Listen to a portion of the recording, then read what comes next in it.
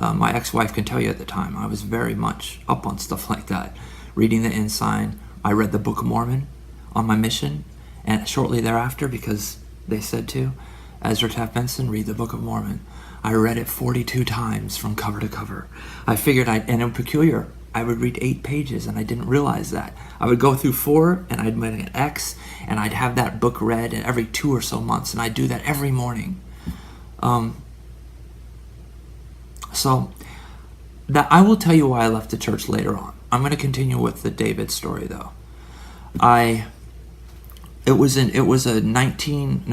About the year 2001. I was 31. And I had some questions about the church. And it had been some time. And I'm starting to think maybe there's more out there. I'm having some problems with the fact that 2/3 would be locked up below. And I told God, I said, you know what? I said, God, something in my soul has a problem with this. That they are never going to be let up. Ever? Worlds without end, ever? That is what I am for the rest of eternity? I have a problem with that, God. And I said, God, I think, and I'll tell you about the word better later, but I said, I want you to know I think you are better than that. And I said, if I am wrong, I am wrong. But I want you to know I think you are better than that. And a lot of people, I think, don't want to stand up to God. You know, just tell me what to do. Tell me what to do. Just save me. Please save me. And they'll do it. And I'm not mocking them. But they're afraid to. And they're afraid to go out on a limb. But I started looking around after that. And one of the things I did is I went to an intuitive. She was a Catholic. And her name was Suzanne the Psychic. Out of Gainesville. I prayed. I prayed before I went there because I'd never been to this kind of a thing before. And I asked my grandfather who had passed away, Buddy. I said, Buddy, please be with me. Because he died 9 months before I was born. He died of emphysema. He on my mother's side. Because my family are converts. I joined the church. My parents joined when I was 6 years old out in California. And so I went to her and I asked her. I said, why was I called David? I said, is this like some kind of a past life? Maybe I was like David Johnson from 1936, and maybe why was I called David? And she said, no, she said she didn't believe in past lives. She said, but I will tell you one thing. She says, I do know what it is. She says, it is related to King David, and there is something you're supposed to do in this life. And I said, okay. She told me a few things, and one of the things, this was a sign to me. I asked her, I said, does anybody watch over me? I hadn't talked about my family at all. Nothing. And she said, I don't have anybody coming to mind right now. We talked for an hour, and on our way out the door, I said, well, goodbye. Thank you very much. And I gave her some money. She was very sweet. And she stopped me at the door, and she said, wait, George. She said, George watches over you. And I said, George, I don't know a George. I have a great-grandfather out there named George Farr. Maybe that's him. And then it went, uh-oh. My grandfather's name was George. Buddy was his nickname. And I thought, wow. Well, I didn't even realize that at first.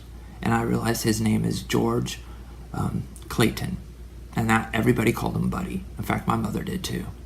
So I said thank you, and I went home. And I still didn't know what to do about this. And I'll tell you, I've been doing a lot of reading. I studied everything. I started looking outside the church because I wanted more answers. And I felt the church gave me a lot, but maybe there was something more. And I don't want you to condemn such a notion, because Joseph Smith did the same thing.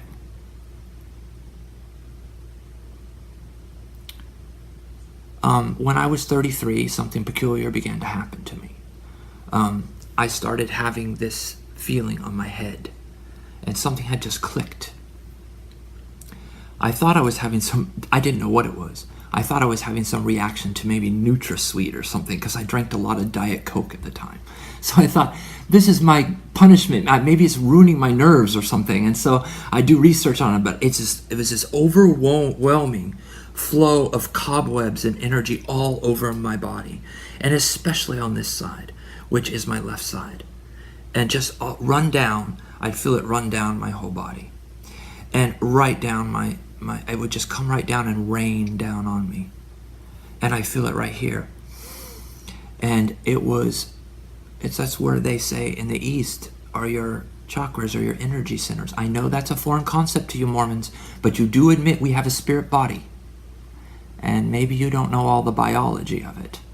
I learn a lot, but I found out that we have seven energy centers in our body, which shouldn't be so peculiar. There are 7 days in the creative period of the earth creating the earth. There are 7, they talk about in the Jewish religion, 7 heavens, 7 earths and 7 heavens. 7 is a very important number. So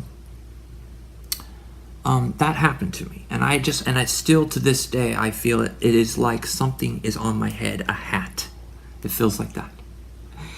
And I have learned since then it is what they call the crown chakra and the brow chakra. The crown chakra is a chakra that connects you with unity conscious of all that is. It helps you to realize exactly, it connects you with all of that. That all is one. And so I'm trying to think of anything else. Those are the only things I want to talk about right now. I want to go on. But I do want to say this. I know this has something to do with David. I told my ex-wife, I said when my son Jeremy was born, I thought we were going to have a girl and we were going to name her Diana. And the moment I found out we were going to have a boy, I didn't think we were going to have a boy. And we were 5 months into the pregnancy. We finally got the ultrasound and they said, it's a boy. And I went, what? I was so sure I was going to have a daughter. For some reason, I just thought, it's going to be a girl. We were going to name her Diana Barry after my ex-wife. She was in a high school production where she did Anna Green Gables, so I won't go into that. And she played Diana Barry. So she really loved it. And Diana is kind of a funny word because it has 2, Diana, I don't know. I think of words that way now.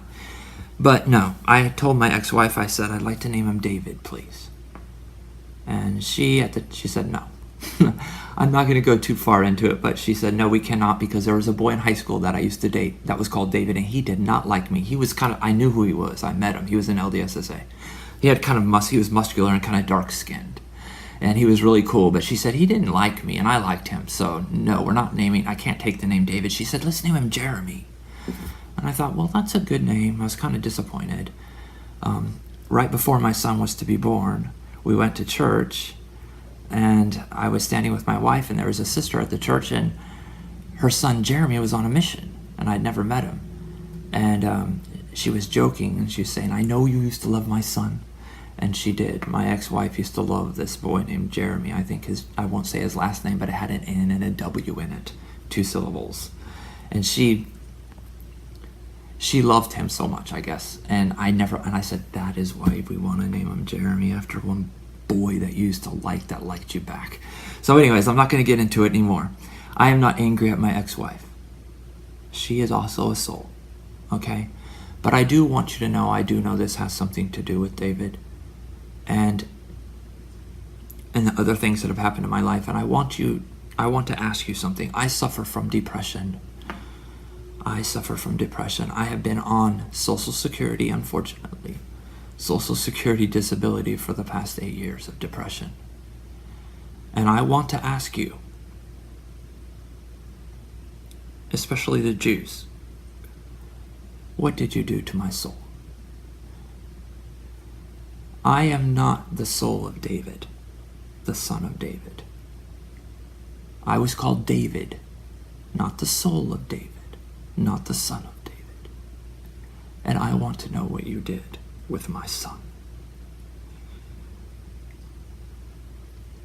I'm going to leave it right there for now. I want to go on and talk about something else. I told you I left the Mormon church, and this is why.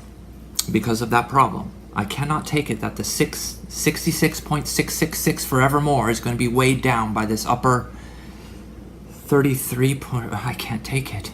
I said, God, there has to be a way. And I didn't associate it with David back then. It just bothered me. And I know what you Mormons have said about David, that he's never to be forgiven and never will be a God. And maybe that's why that bothered me so much, I don't know. But I think about that now. Anyways, we were going to church when I was married to my wife, and I was telling her, I said, this is why I can't be a Mormon. I said, and I explained to her all this in the car. And so we got to church,